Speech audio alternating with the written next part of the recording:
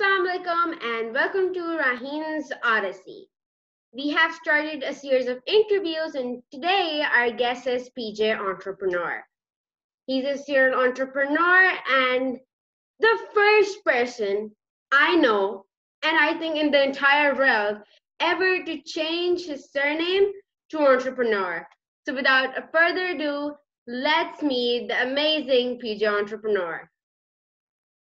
Hello.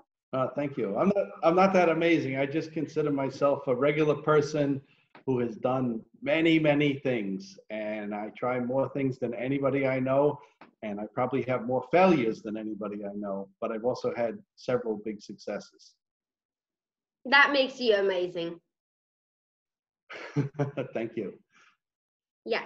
So please briefly introduce yourself. Okay, well, I'm PJ Entrepreneur. I'm almost 62 years old at this point. About 10 years ago, I had a very successful BPO, which is a business process outsourcing company that was helping me to do things for other companies that I also controlled. And we were doing affiliate marketing. And anyway, it was very successful and I made a lot of money and it was not fun anymore. So I decided to retire and lay off my staff and make sure that they all had good jobs or started businesses. And for the last 10 years, I've been traveling around Southeast Asia and I even made one trip to Pakistan, in Karachi. I spoke at some internet marketing event. And it totally opened up my eyes because I never expected Karachi to be like that. In fact, I was on a mastermind cruise in whatever body of water is near Karachi, and it made me feel like I was on a boat in the Long Island Sound between New York and Long Island and Connecticut. And it was just such an amazing feeling that I could be there and the people were all so nice and just opened up my eyes. So I don't know if I answered your question, but that's the beginning. You have any follow-up? Yeah. So you call yourself a professional stuff doer. What's the background to that? Well, I just think it's a funny way to say things. I do a lot of stuff and I don't know what's going to work, but I love to look at something and see a business opportunity or a possible business opportunity. And so I try to do stuff, I look at it and say, oh, how can I do that a little bit different? Or how can I do that to help some people around me? I don't always focus on the money. I actually, every time I've had big success in my life, it's always because I'm helping other people. And that's when the big success comes. So I do a lot of stuff. I think of crazy ideas. And right now I'm working on an idea related to Facebook Marketplace and people in the Philippines. And I think the situation is also very similar in Pakistan, where many people, they have mobile phones, but maybe they can't afford data.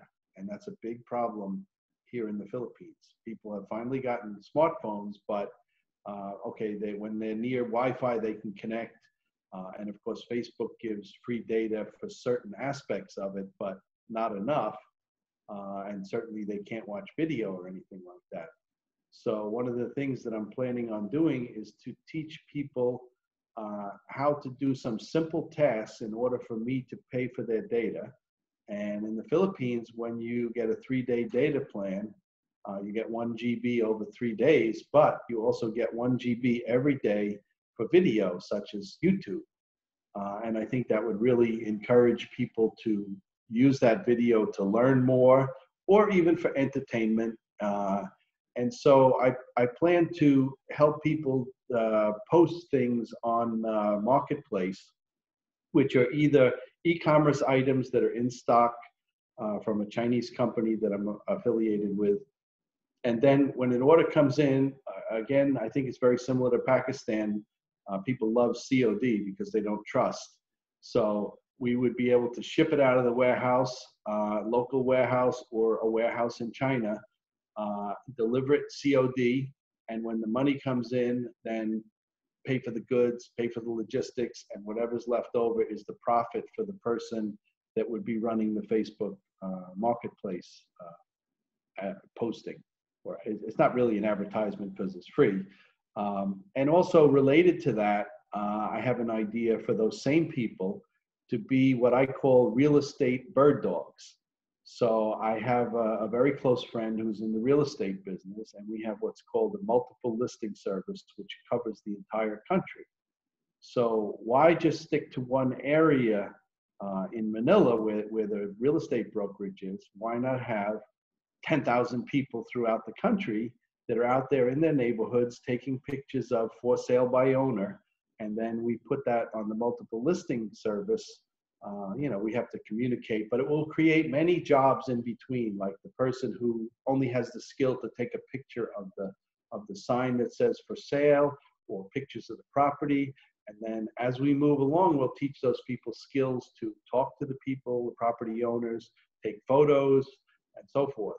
But there'll also be a backup team, and everything can be done with, you know, Facebook Marketplace. You can add people to the groups. So I think it will have a major impact on, you know, people's lives. And somehow I'm going to figure out how to make some money. Maybe it's real estate commissions, maybe it's some money from the e-commerce, or maybe it's just building a network. Now, in my mind, if I could get 10,000 people throughout the country that I could, for instance, one idea that I have is I'm connected with a lot of China manufacturers, and when they launch a new product in a country, they love to have people talking about it. So let's say I had 10,000 people out there, and I have a brand new product that we think is going to be a hot product. So I send 10,000 of them to all these people before it's even released on the market, and I ask them to do an unboxing video and a video, you know, try the product and talk about the product. And then, of course, their friends and family see everything that they post on the marketplace and beyond that. And so this would be all local people. And basically, I would tell them, okay, if you can sell 3 of those items, you can keep the sample. And if you sell beyond that, you're going to start to make money. Now, to be able to have that power to launch a new product in a country would just be unbelievable. And I'm going to try it first in the Philippines, but that's another thing that I believe would work, would work in Pakistan. Yes, it would totally work in Pakistan. If you make an unboxing video and if like spreading the word, you earn money, what else does any Pakistani need? Right, but the impact of doing it, like for instance, coordinating it and have hundreds or thousands of people doing it on the same day, it would totally blow up the internet and e-commerce, and people would be talking about it. I think that anybody who is online would get to see a video about that product that day, or over a period of time, even, you know, like because those videos would be in timelines and so forth, and they would all be like personal things. And that's where I believe e-commerce is going in the future. It's why I have my green wall behind me. And to tell you another thing, I don't know if you know Fahad Yunus. He does the show Mary Kahani. I think it means my story. Anyway, I met him when I was in Karachi. I met him before that. He interviewed me, and then he was at the event in Karachi, and he's on his way over here. He's in Islamabad right now trying to get his visa approved, and we're going to do some amazing things here with his video skills and teaching local people, and it's going to be pretty exciting, and it's going to be the beginning of also creating some jobs in Pakistan as well, because once we get the business model down here, he has plans to do it back there, and we have a whole team of people just waiting to participate. Yes, it's great. I hope it works. Well, we're just going to keep trying. I mean, I don't know what will work. Sometimes you try one thing and it turns out to be something completely different. But I think also the real estate thing it can be huge. I don't know how real estate works in Pakistan, but here brokers, listing brokers and selling brokers both make a commission, and we're going to certainly pay the people a bird dog fee because basically they're the advertiser. In other words, the person that gets it started. And it can help those people get on a career path to actually be a local real estate agent. And we're going to help them get licensed and everything. And it could turn into the country's largest real estate brokerage when we get done with it. So I don't know whether that'll happen or not, but we can try, right? Yes. And it's totally the same in Pakistan as well. Okay, that's good to know. And I think it's pretty similar in many countries. So if we get it to work, then we're going to go probably Pakistan, Bangladesh. I have contacts in those places, also in Thailand, in Malaysia, in Indonesia. So I would cover all those places. Sri Lanka, I don't want to leave out my friends in Sri Lanka. So yeah, you have any more questions for me? I think I went a little, when you get me talking, sometimes I can't stop and I don't always answer the question, but ask me the next question and wind me up and let me go. Yes. So you also do social activities. What are those? Well, most of my social activities are always around business. They're social, but they're around business. I love to meet interesting people and find out what they're doing and then figure out like how can I somehow help them or they help me or whatever. So really my life is my business and my business is my life and there's no line in between. That's just kind of the way I am. And I don't know whether that's good or bad. I don't know whether I have work-life balance, but I feel I'm very happy with my life and my friends. But any of my friends, you can ask them, everything always revolves around some kind of business and very, very little entertainment type stuff. I'm always learning. I'm an avid YouTube watcher, but I'm either learning about current events or just how to do something new. And I think, YouTube is really changing things too, because people are finding out that the countries that they thought were terrible countries are not so terrible. And I don't know if do you know the famous vlogger Aileen, Naz Daly's girlfriend? You must know Naz Daly, right? Yes, Okay, well, I've heard his about girlfriend, his girlfriend, unfortunately, Naz is from Palestine. So, he can't come to there, but his girlfriend is a US citizen and she went to Pakistan and did amazing video about that. And also, I'm watching other ones. There's the motorcycle girl. I forget what her name is. I think that's really good that people are getting to see how things are. And also Drew Binsky, I think he's been there and talked about what a wonderful time he had. And I think that one day Pakistan could be an amazing place for people to go and explore. Many things. There's so many beautiful places. I haven't seen any except for in Karachi. But when I go back, I definitely want to get to Islamabad and Lahore and maybe in to see some of those beautiful mountains and lakes too. Yes. When you come again, please go to the northern areas of Pakistan. They're beautiful. And which city are you in, by the way? Islamabad. Oh, okay. So we'll definitely see each other because that's where I'm planning to fly into when I go next time. Oh, yes. Please do But come. maybe you'll be 13 or 14 then.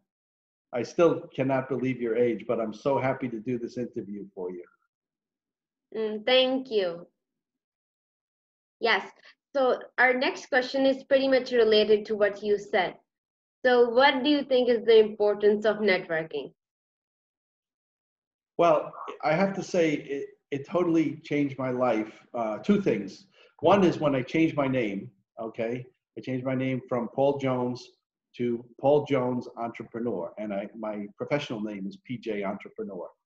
I did that because Paul Jones turned out to be a famous men's brand on Amazon.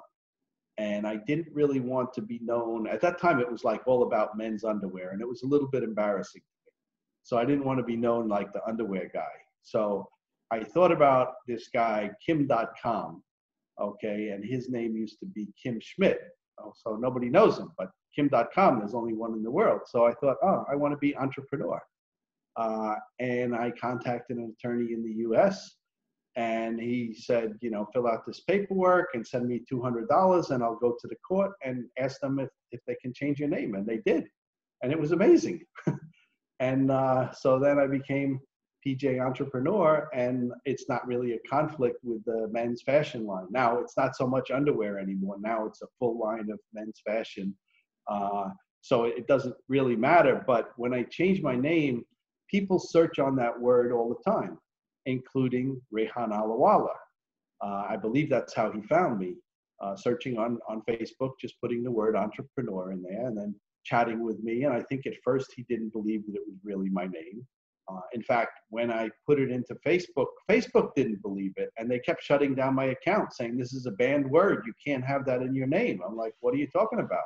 Here's my passport, So Facebook and LinkedIn and even Google had suspended my account because of that. So after I got through all that, I was able to reach out to many, many people that contact me almost on a daily basis. They're just curious, and then they hear my story. And one of my things was I was the first startup grind speaker in China. And at the time, somebody, we were just talking at a trade show, and the guy said, hey, you got a lot of interesting stories. Can you do this event that we're having? Just sit and talk to me, tell me the same stuff, but there'll be an audience. And so I said yes, and I had no idea that it was Startup Grind. I think it's backed by Google for entrepreneurs at this point. I think at that point it was totally independent and they had no funding from anywhere. But that video went around the world and a lot of people got to know me. In fact, one time I landed in Malaysia, Kuala Lumpur, and I get a message from somebody in Penang at a university saying, hey, we saw that you just landed. Can you come speak? And, I always say yes, but I don't really prepare, and I just kind of tell my stories and answer the question. And then generally what happens is afterwards, people also connect with me, and sometimes it leads to ongoing business. And it takes time to network, but it's really, really so important. And almost every interesting person that I meet, like, for instance, a new person meets me, and then I start questioning them, like, how did you find me? It almost always leads back to Rehan Alawala. So he doesn't even realize the impact that he has had on the world. And I think as more and more time goes by, it's going to be a really amazing impact. And someday he should probably make a movie or something, or write a book about all the stories. But he doesn't even know what they all are. But I know a lot of them, and I'm in the process of making them. I hope that when Fahad comes over here, it does a lot of things to change things in the Philippines and also in Pakistan. So that's going to be a wonderful story when it plays out. Yes, yes.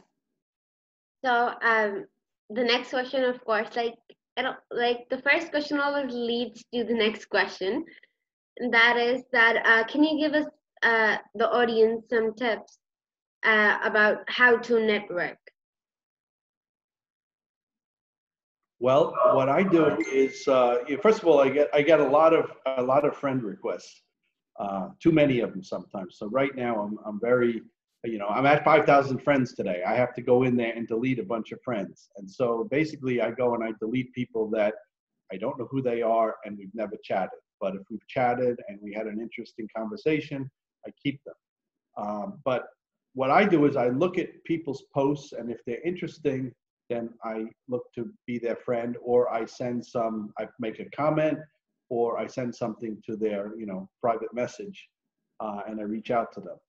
And I can tell you that right now, where I'm living right now was because I reached out to somebody on the internet, and I met somebody that I didn't expect to meet. And this happens in many places. I'm involved with a clothing factory in another part of the Philippines because I sent a message to somebody when this guy had about 7 employees. And then I went to go visit. He had like 30, and now he has way over 100 employees. And some amazing things are going to happen over the next maybe year or two with me working with that factory and and doing, bringing business from overseas. And as well as I had a conversation with a government official just yesterday about it's an economic zone, special economic zone with no taxes. And I'm probably going to be like an evangelist for that economic zone to tell people, hey, take a look at this. You can come here, you can have a factory for very little money, and you can have great, employees that, so it's going to be kind of fun. And of course, that's also going to help a lot of people too. It'll help people who put a factory there because they'll make more money than if they made it in China. And, it would also help the people who have a job. Now, I'm also interested in Pakistan too. I've had some conversations with people in, I think it's called Sialkot. Yeah. I think that city could be an amazing city for Amazon merchants. And all you really need is to talk to, there's a new airline up there, and if they had some freight service that could bring this stuff to Amazon's FBA warehouse in, a few days, all those factories would be so busy and people would have access to products that they don't have now. Especially things like, I don't know if they make it there, but when I was in Pakistan, the thing that really struck me is the beautiful bedding that you have, home textiles. And I think that the world needs to see that stuff. So I don't know if that answered your question, but next. Yes. So when you were saying about bedding, so my mother also had a business going on about beddings, bed sheets, and all that. She used to bring that from Faisalabad when I was like very young. But all I remember that there were like aunties coming to my house checking over like the beddings and stuff. Well, This maybe was you should. very amazing. Yeah, maybe you should try to use the new technology and post some things like that on Facebook Marketplace for the local market. But I think that really where the opportunity is to show people around the world this kind of thing because they don't have access to it.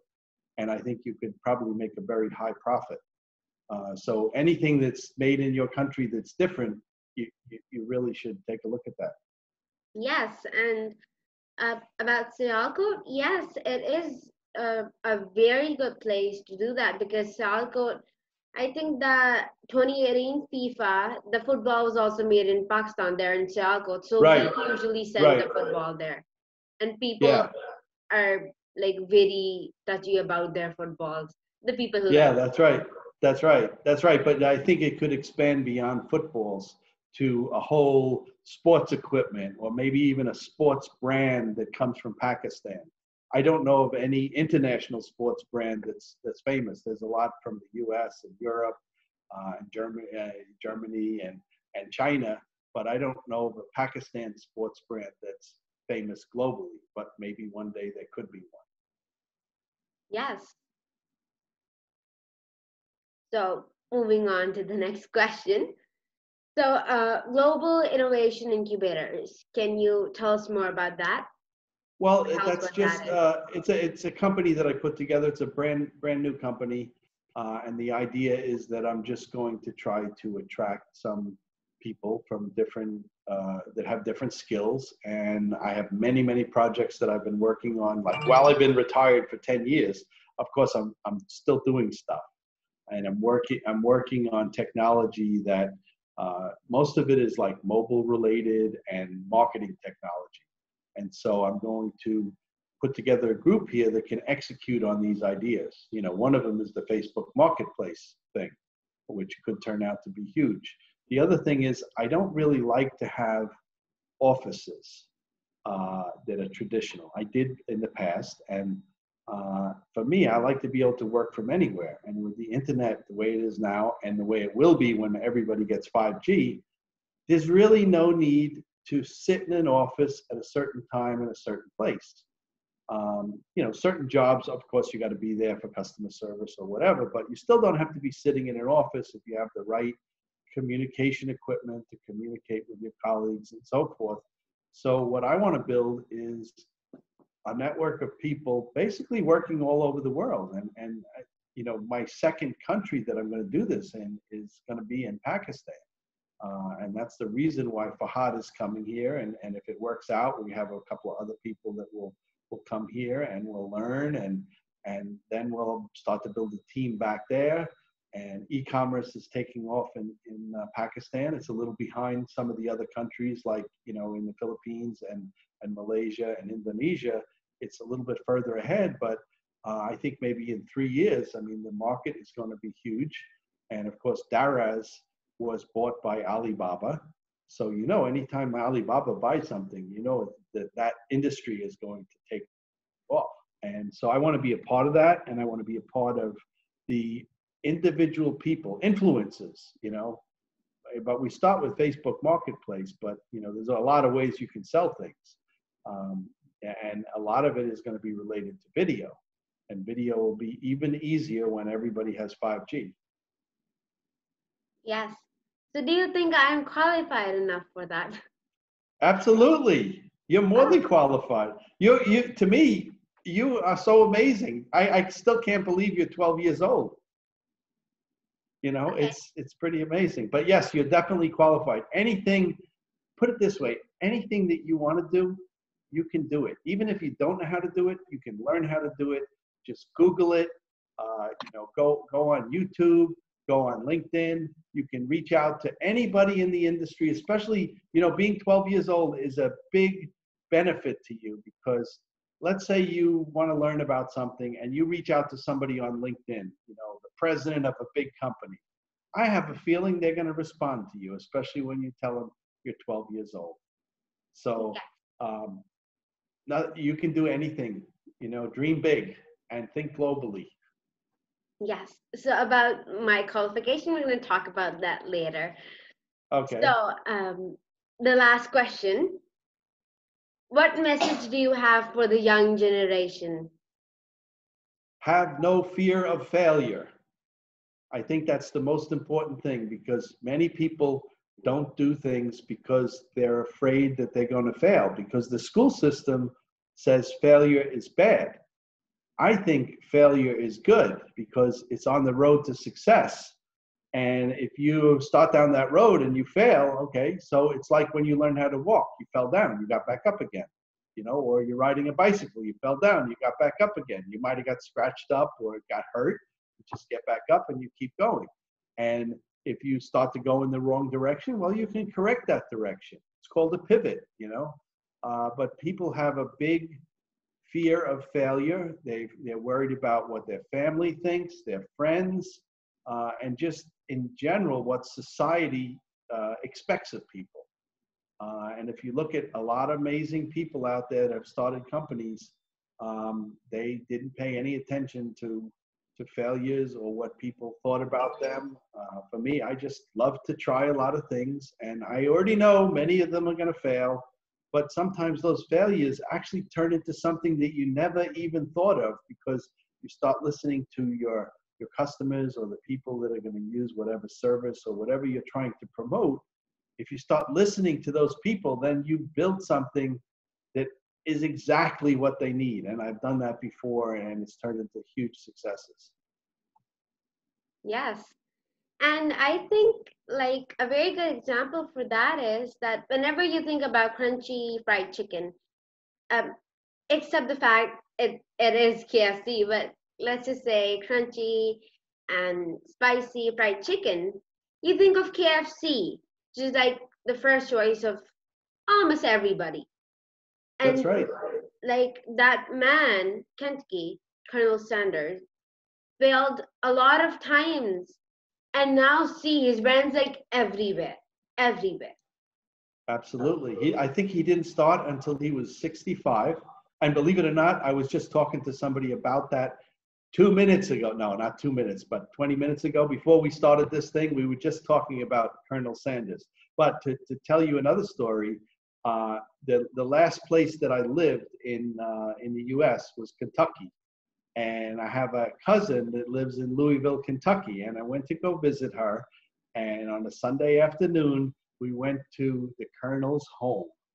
Of course, he's not there anymore, but there's this restaurant, and it's not related to KFC, but they have a buffet restaurant that is the most amazing chicken and all kinds of food, and hundreds of people go there. It's almost like a museum type thing, but it was a really a really great thing to go there and to think that this guy started when he's 65 and the amazing empire around the world, even more outside of the U.S. now than in the U.S. You know, it's really like in China, it's like the number one fast food restaurant in China.